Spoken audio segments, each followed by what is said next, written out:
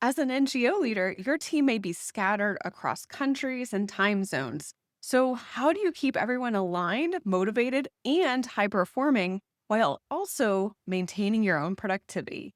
Find out in today's episode. Welcome to the Modern Humanitarian and Development Leader podcast, the podcast helping humanitarian and development supervisors make a greater impact by taking control of your time, leading more inclusively, and empowering your team, all the while avoiding stress, burnout, and overwhelm. I'm your host, leadership coach, and former aid worker, Tori Peace. Are you ready? Let's get started.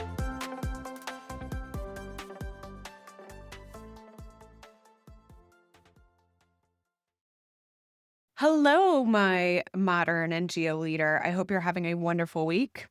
So, as a NGO leader, chances are your team is not sitting right outside your office. They're probably scattered across field offices, cities, or even continents. And while remote leadership has always existed in our world, it is now more common than ever and more critical to understand how do we lead in a remote leadership context. So, how can you build a high performing, motivated team without being in the same room? That's exactly what we'll uncover today. I pulled alumni leaders on their biggest remote challenges, and their answers shaped this episode. And to bring a fresh perspective, I'm joined today by Steven Puri, CEO of the Sukha Company, who has led global remote teams in the high stakes film industry. Together, we'll explore what it really means if your team depends on your presence, how to make remote work your biggest advantage, and how to build trust and measure success across borders. By the end, you'll understand how to make your remote team thrive, even more than if you were together in person. All right, let's get started, shall we? I'll see you after the interview for a few takeaways. Stephen, welcome to the podcast. It's so good to have someone with your background and to talk about, and especially for our discussion today, remote leadership, which leads me to the question: what do you feel like in your background allows yourself to be well versed in remote leadership? That is a fantastic question, especially for those playing at home or in their car that are like, okay, who's this guy? Why is he on the podcast? Let me say this first, which is anyone who's listening, I hope in the next 30 minutes is both engaging and entertaining, as well as helpful in some very prescriptive ways. And I appreciate your inviting me on to talk about stuff. So now to answer your question very directly, I have had a career that I don't know anyone else that's had this kind of career where I am the son of an immigrant from India and a mom from New York who were both engineers at IBM. So I started out as a little code monkey. My engineering stuff with a little bit of creativity got me into film, doing digital film at first, and then being a studio executive on a couple studio lots, and then getting back into tech, sort of the full circle of engineering to film to engineering, and founding a couple of startups. So what is interesting for me is I have raised over $20 million of venture and had a successful in my 20s, which is a very in-person kind of specific kind of working environment. Worked in film, was an executive vice president at DreamWorks for Kurtz Norcy, was a vice president at Fox, ran like the Die Hard Wolverine franchise and stuff like that. And then also did two subsequent startups that were entirely distributed around the world and asynchronous remote teams, whatever buzzword you want to use for that. And I saw in the contrast of these different experiences what high performers did, both high performing leaders and high performing individual contributors. And that fascinated me. It's why I founded the company that I founded, which is a flow state website to help people get into flow. It is how I learned about a lot of these simple mental techniques. And I thought it might be interesting with the audience that comes to you to say, here are some things that leaders can do, especially with distributed remote teams, to encourage a certain kind of productivity that's both healthy and high performing. And that's why we're here. And you know what? Anything smart I say, let's just start off It's probably because I did the research from the smart people who wrote about it. Like we have shoulders of giants sort of things going on here. Okay. So I don't take any of this as I personally am smart. You talked about the high performers, but what do you think makes leading remote teams challenging or different? I'll tell you one thing that was interesting to frame this, which is a lot of it was challenged when this shock to the system happened of we're not under the same fluorescent light bulbs for 10 hours a day, 8 days a week kind of thing. It was like, oh my God, we have to be remote or Zoom became a verb. In Right. film, what a lot of people don't realize is film has had all that for 100 years. Every film naturally begins in a process where it is remote. It's writers writing in their living rooms, coffee shops, writing partners' living rooms. It becomes hybrid at a certain point when you have a little bit of interest in a project, you have a production office set up, you're in there 1 or 2 days a week doing notes, and then everyone disperses and does their work. Then you're in person on set for months at a time, working day and night. And it goes back to hybrid and remote. And that was interesting seeing how those kind of things worked. So what I think is curious is that now that in many verticals, you have that same sense of, oh, we made it through that, but you definitely have some leaders that are like, I like it the old way. And Mhm. that's totally valid. In Mhm. my experience, there are some activities that absolutely are better in person. Like I've never had a story conversation when you and I are trying to work out what's wrong with the second act that is as engaging over Zoom or Google Meet or Teams as it is in person, even if it's just in a conference room or a coffee shop or by a whiteboard. Like there is something about that weird chemistry, that's something in the air of being around each other. Whereas there are some things, especially with deep work, when it's better not to be. And Mhm. what I think is best is the leaders who saw the pandemic didn't swing to be radicals of remote is the only way to do it, Mhm. didn't stay rooted in ye olden times of we have to be back in the office. I'm a stare at you. Or I don't know what you're doing. That it's rather, oh, now I have all these different colors on my palette. I have blues and reds, greens and yellows, and I can paint all these different things. Maybe I didn't have blue before the pandemic, but now I do. Ooh, I can paint skies and lakes. So I think that's the most important thing is that it's not about having a steadfast or resolute opinion. One is the answer. It is rather, oh, now I have the ability to choose what's the appropriate thing for this. My team needs to get together in person to brainstorm something. Even if it's a distributed team, you get together once or twice a year for really important like stuff. Great. If there's stuff where you have to be making fast decisions on the ground in a foreign country, maybe you do need to be together. But you don't want to limit yourself if you're like, actually, the person who's perfect about this, they're in Norway and they have kids and they're not going to move.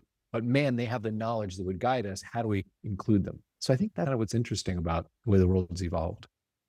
Yeah, those are such great points. And when I think about COVID and I saw some of the changes in terms of the NGO world, what I saw was there was this wanting to cling on to the old way of doing things, especially when it came to in person trainings or the need to get together. There's this value in getting together, which, like you said, there's some validity to that. But I Yes. think sometimes that's a little bit overweighted because, especially what you just mentioned, there are so many distractions in our modern day world. And this is something that I myself did as a leader. Sometimes at a time, and I went to a coffee shop or I went to somewhere where I could do focus, productive work Mhm. because the office layout, especially that is very common nowadays, is so disruptive and so distracting. And you really can't get a lot done. And what I hear from a lot of my friends right now that are going from remote to back in person is, oh my gosh, like people are coming up to me constantly. They're asking me questions. They want to socialize and they feel like it's just the productivity level has gone way, way down. What you're saying is so true. And I almost think that open office layout was invented by the people making headphones because now you have to have headphones as that Yeah, signal true. of don't walk up to me and just start telling me about your basketball game tonight. Those I don't headphones wanna are be this bothered. all right, how the sales went up because they're like, we have this idea. What if we popularize an office space where everyone talked to each other all the time unless they had our headphones? Yeah. Yeah, Yeah. no, it's so true. It's so Cool. it's quite interesting how, like, this kind of being forced to lead remotely, which also I have to say in the NGO world Mhm. was already a thing. There were people who have teams and field offices that they don't see very often. Yeah. And that is leading remotely. But at any rate, yeah. So you mentioned some of the characteristics, or you had said that there are certain people that you saw there were high performers as leaders in this type of remote leadership. What are some of the characteristics of those Okay. types of leaders? I know that you, your audience, they're largely leaders or aspiring leaders or people who are working into that. So let me speak from that point of view first, but then I'm going to throw out some things that are just generally applicable, right? Yeah. So in terms of leadership, and I've spoken to a ton of, I run a company, tons of my friends run companies, and I've noticed with the people that I've spoken to, interviewed, or that are part of the Sukha, that are the most resistant to remote or hybrid work, usually it's from fear, as most resistance is in life, right? And I find that the problem is not actually remote work. When you dig down and you get that honest, I just don't know what people are doing. Like, how do I know they're not at the grocery store or napping or whatever, playing with their dog, right? It's usually the root cause is a hiring problem. It's not, I don't know what you're doing. I need to watch you. Or can I have some surveillance? Would you run Time Doctor on your computer so I can watch what you do? It's really this is if you are a leader, a true leader, not someone in the position cosplaying your way through it, there are two things you do up front. There are other things you'll do later, but the two things you do up front. Here's our mission.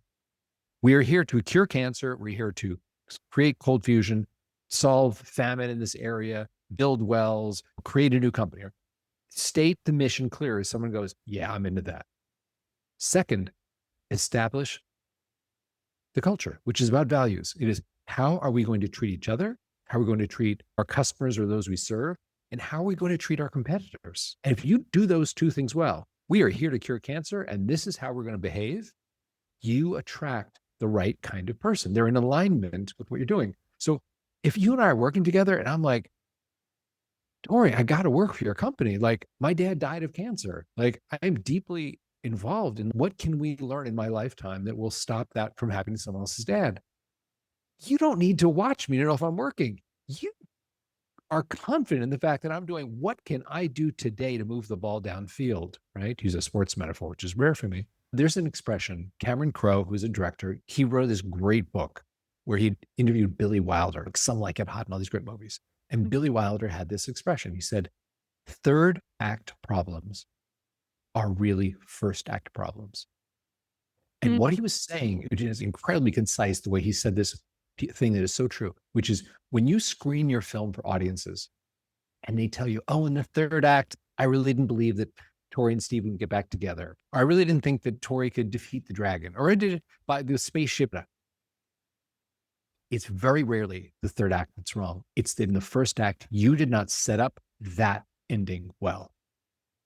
And that is what hiring is. I love So that. that I think is a really important point because I'm not pro remote. I'm pro what works for the thing we need to accomplish.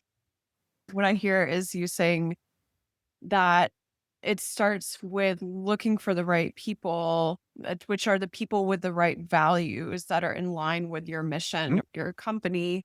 And if you hire those people, then the need to police them essentially and make sure that they're working is Yeah.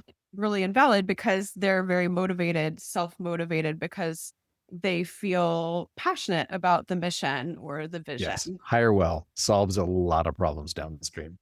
I've talked with leaders about comes down to that thing. And I'm like, the solution is you probably didn't hire well.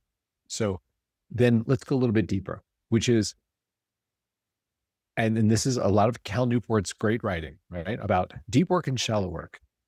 There are things that we do that change the world, that change the trajectory of our company, our team, our own lives.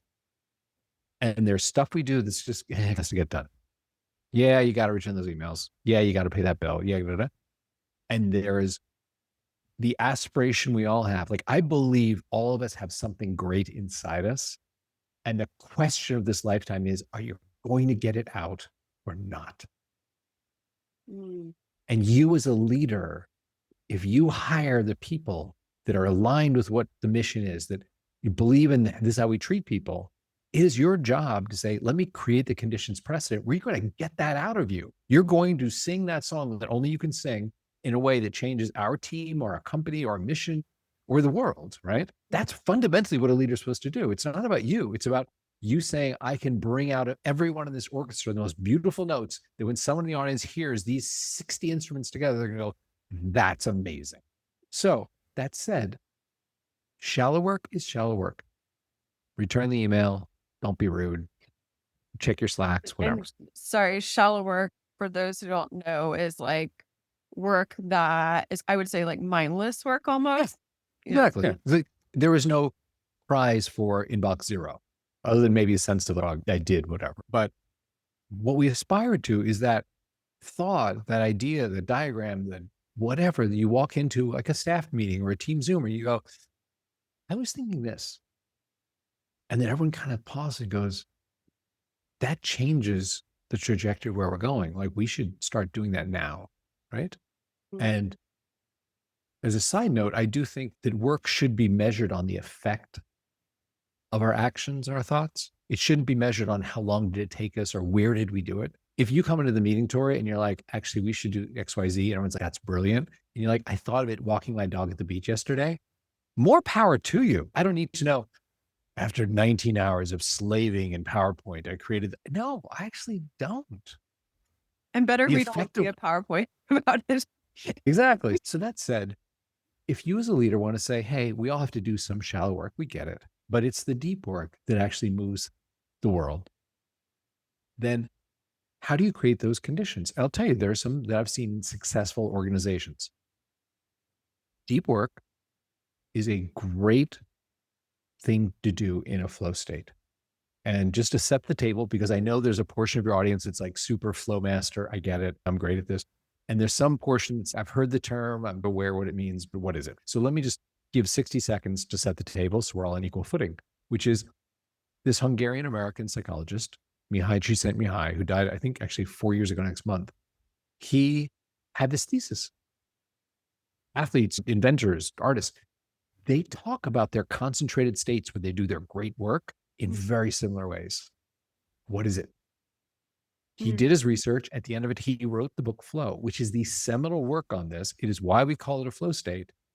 And he said, here's the best metaphor I can come up with after talking to all these people. We are all on the water paddling our little boats forward. But if you align yourself with the river, the current carries you forward and it magnifies your efforts. You go further and faster. And it is a brilliant book. There have been many people who have expounded upon this and written great stuff. There's Kotler and the Flow Research Collective, and there's so many people on whose shoulders we stand. But the fundamental idea is, he said, there is this state where you lose track of time. Distractions don't bother you. You're deep in the work that you're doing. You have skills that relate to it. It's something that's in your sort of métier, if you will. And you produce the work that does make you famous or move the world forward. And there are some conditions precedent that help you get into flow. And this is what I want to share in terms of like leaders going, hey, you know what? I wish more people came into the staff meeting saying, yesterday I had this thought. First one, flow doesn't happen in between Zooms. When you have 9 minutes before the next thing and you just finished the last, it takes, research shows, 15 to 23 minutes just to drop into that state where you lose track of time. You're focused on the task. You're doing great work. You're not in TikTok. You're not in WhatsApp. And if you get interrupted, it takes you another 15 to 23 minutes to get back in, right? So what does that mean? It means that you have to set aside a block of time. Hey, this hour or this 2 hours a day, I'm going to treat that as sacred. That's what I'm going to do, the work that really meaningfully affects where we are. In between Zooms, I'll return emails or Slacks, right? So you as a leader can say, hey, you know what?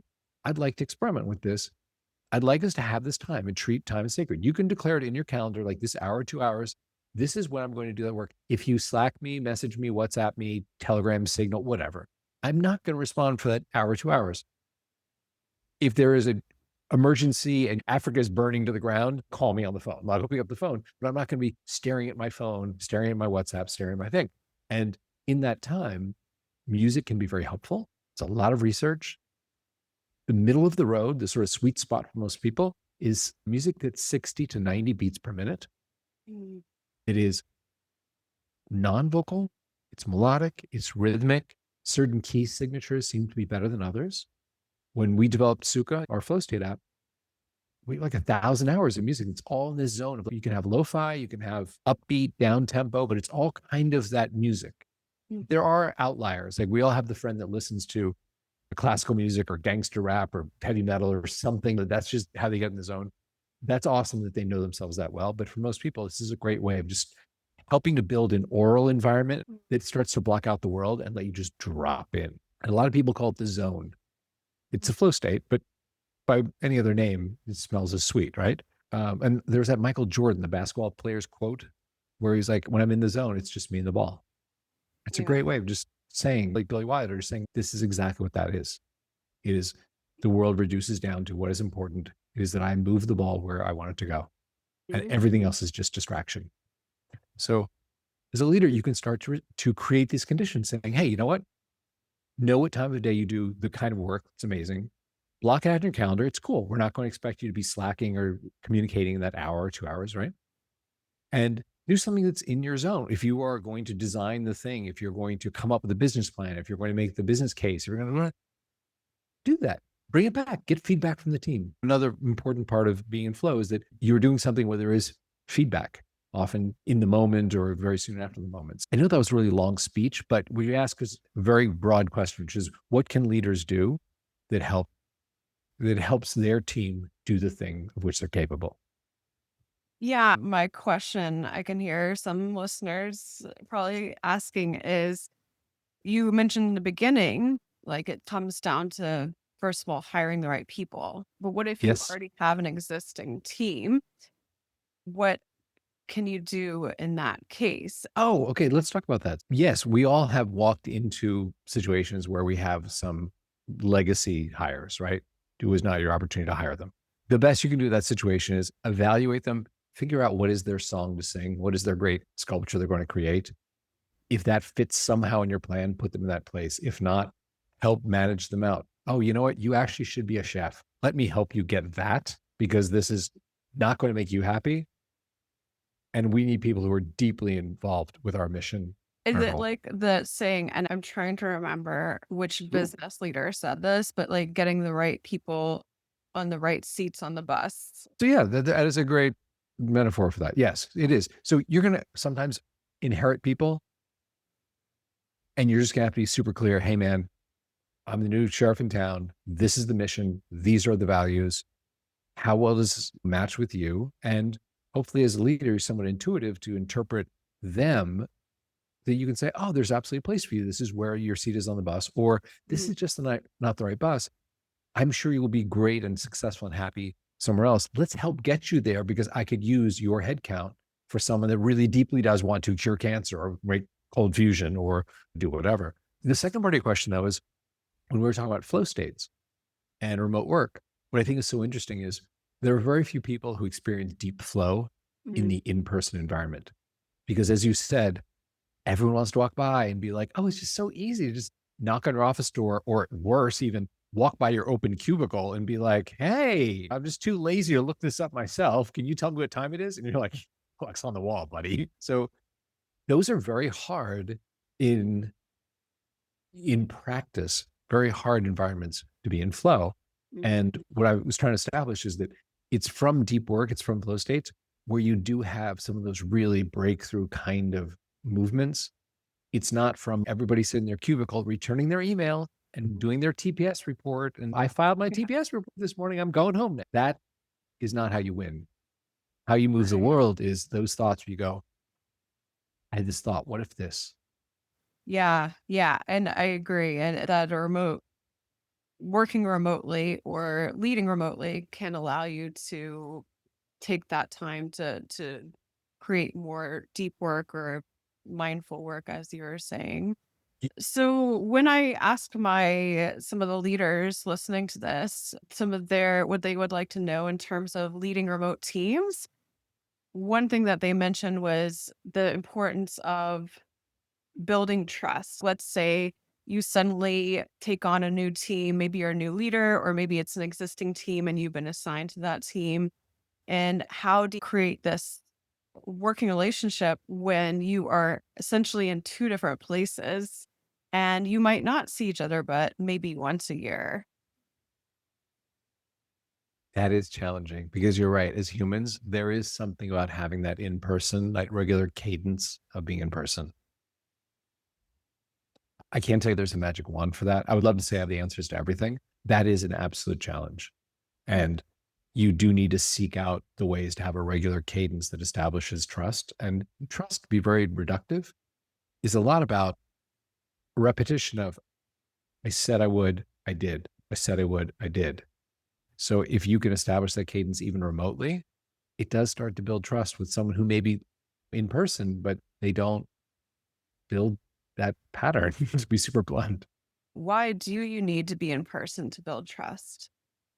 What is it that being in person, you feel more in your comfort zone and that's why you need that in order to build trust? Maybe you don't see each other every day, but I guess what I'm saying is like to challenge that thinking that in order to build trust, I need to be able to see you every day or every week. And yeah, like you said, I think it's more about like maybe consistency in your own behavior and Mhm. setting up a rhythm with how often you meet with that team, and like also maybe coming back to values like you mentioned before. Maybe even referencing trust as one of those values and what would that look like for us and so on. I don't know. What are your thoughts? I agree with you that consistency, honoring your commitments, honoring your word builds trust, period. That is an established principle. The part about how much do you need to be in person, psychologists and sociologists have written a bunch about this. There are some things that you just feel non-verbally being in the same room with someone, in the same space, let's say, with someone. It can be out in a park, just walking. I know, Mm. for example, my old co-founder was in SF, and I moved from California to Austin to be closer to my dad. San And we Francisco. San Francisco, yeah, Okay. California, sorry. And we would schedule time just to go on walks through the park, just to have that experience of being around each other, because there is that intangible thing of vibing with each other that's just really Mhm. hard over the phone or over a Zoom.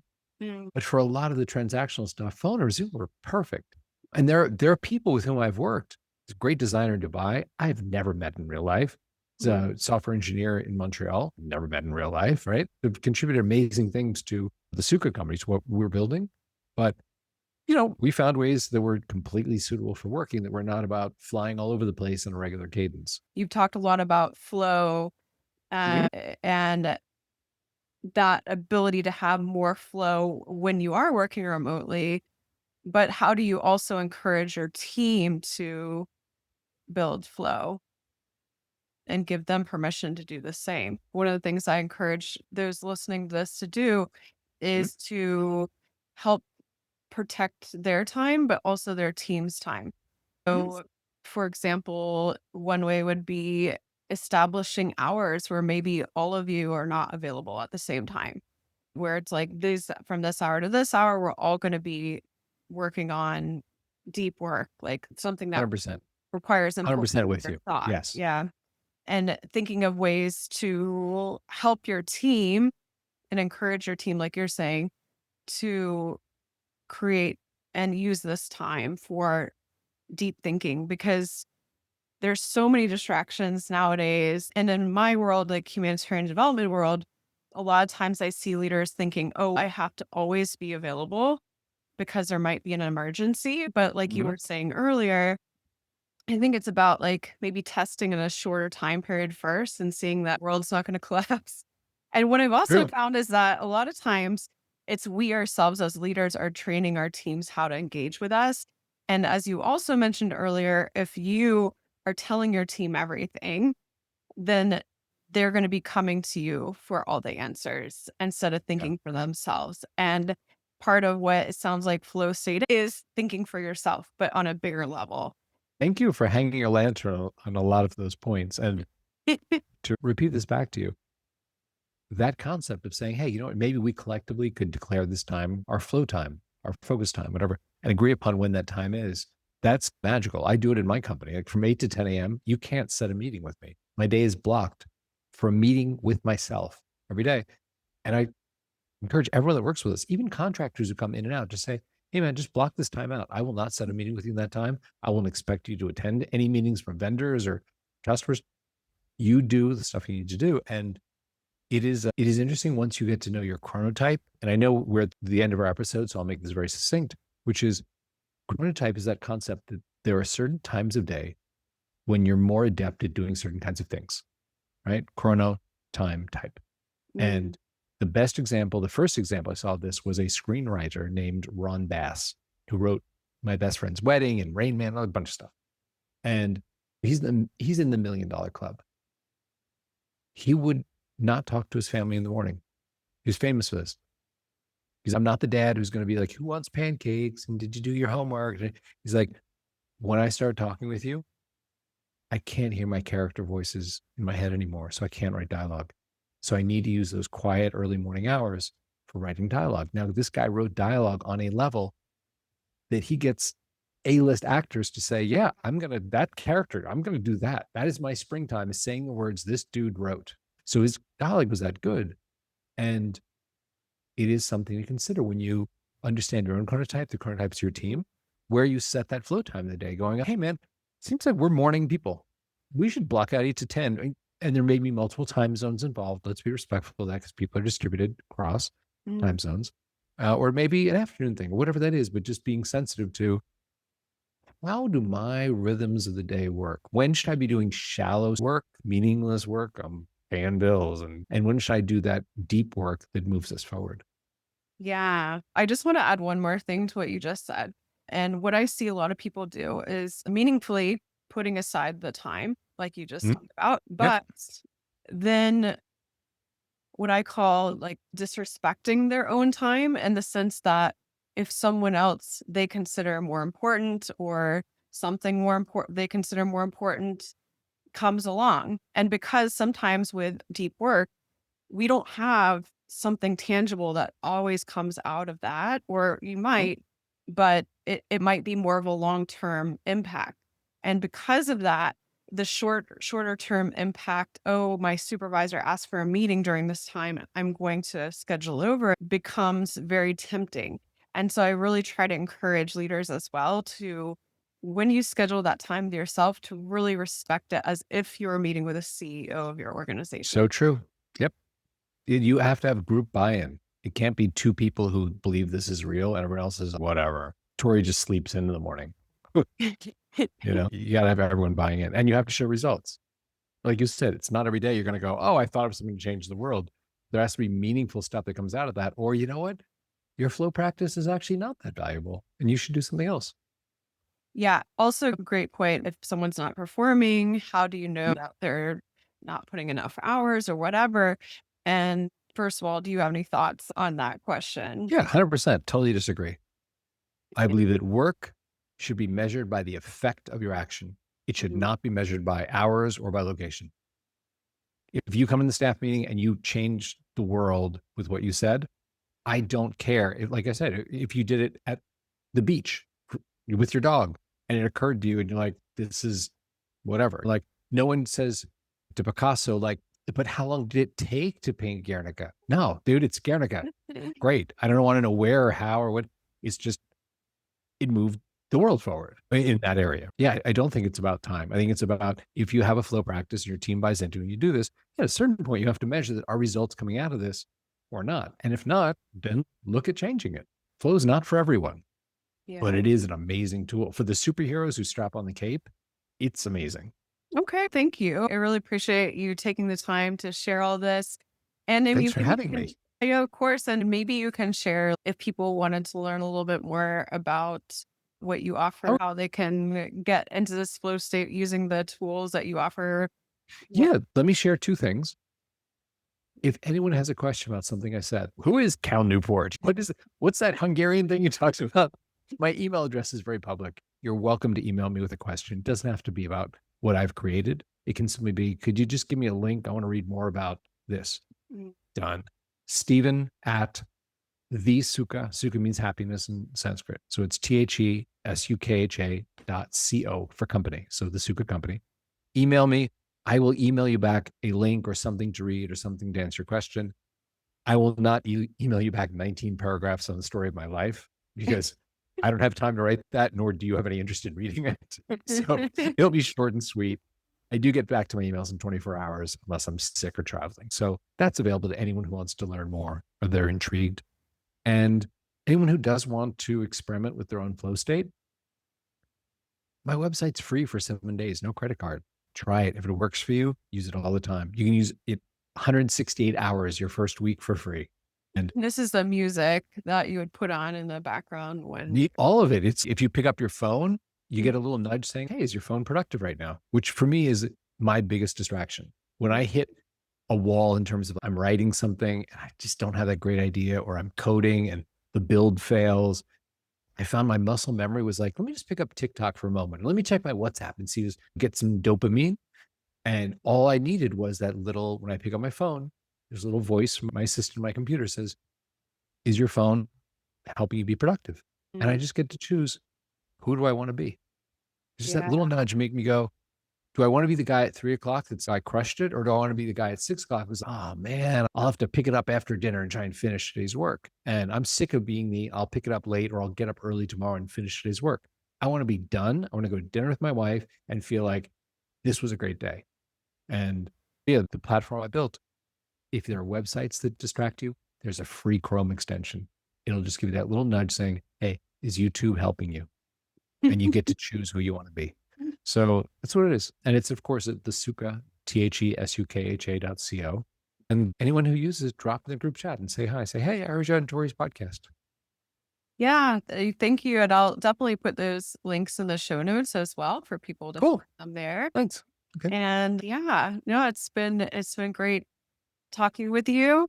And yeah, I can't wait to hear how people use some of these tools in their own remote leadership.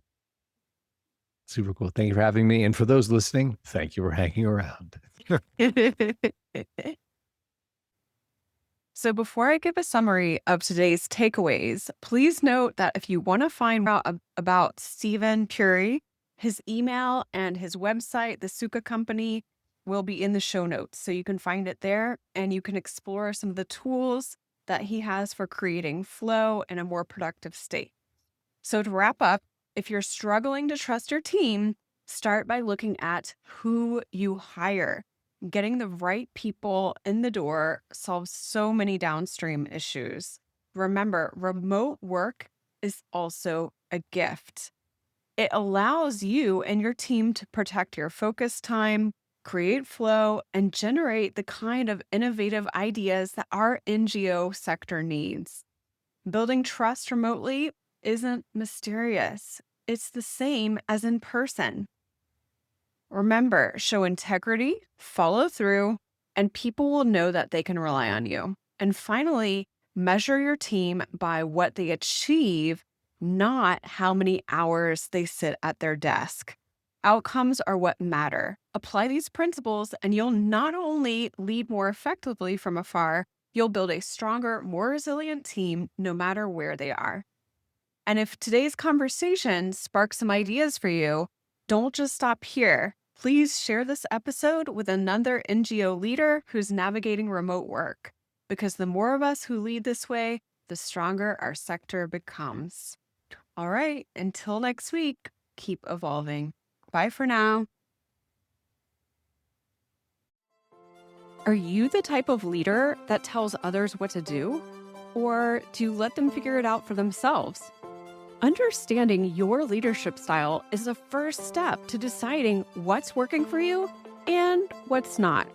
To find out your leadership style, take my free quiz. What is your leadership style? You'll immediately find out your default style, how it may be impacting your team, and a few practical ways to become an even better leader. Just click on the link in the show notes, www.aidforaidworkers.com/quiz, fill out your quiz, and click submit. So what are you waiting for? Go to www.aidforaidworkers.com/quiz and discover your leadership style now. Your team will thank you for it.